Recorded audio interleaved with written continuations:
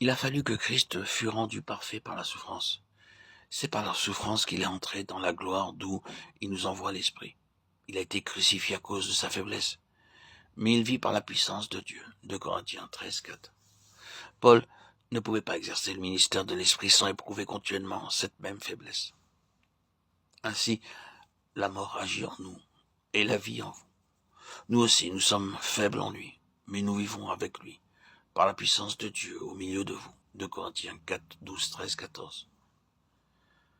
Toutes les persécutions et tribulations qui ont fondu sur les martyrs et les missionnaires ont été pour eux ce que la souffrance et la faiblesse avaient été pour Christ.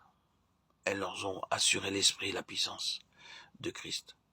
Pour nous qui ne pouvons nous donner ni persécution ni souffrance, comment pouvons-nous de nos jours participer à ces souffrances, à cette mort de Christ, à ce renoncement total de la chair, si indispensable pour que le ministère de l'Esprit s'établisse en nous? C'est en prenant part aux peines et aux besoins de ceux qui souffrent autour de nous.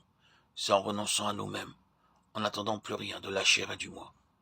C'est en cherchant à constater notre entière faiblesse et incapacité et par là à faire place en nous à la puissante action de Christ et à compter sur son Saint-Esprit. Le ministère du croyant correspond à ceux que sa vie habituelle, l'un et l'autre suivent le même niveau. C'est quand l'Église apprendra à connaître et à honorer le Saint-Esprit qu'elle sentira le besoin d'un ministère de l'Esprit. Et à mesure que le ministère deviendra plus spirituel, le niveau de l'Église s'élèvera aussi.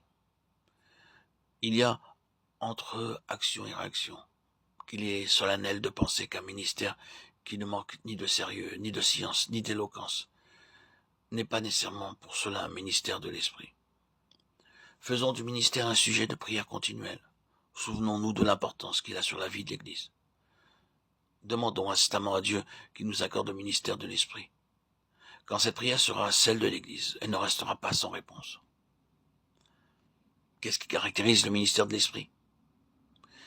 C'est le sentiment de quelque chose de surnaturel.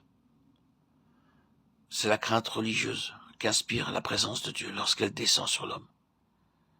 C'est la puissance évidente avec laquelle l'Esprit se révèle. Notre capacité consiste à être des instruments par le moyen desquels le Saint-Esprit consent à se communiquer à d'autres.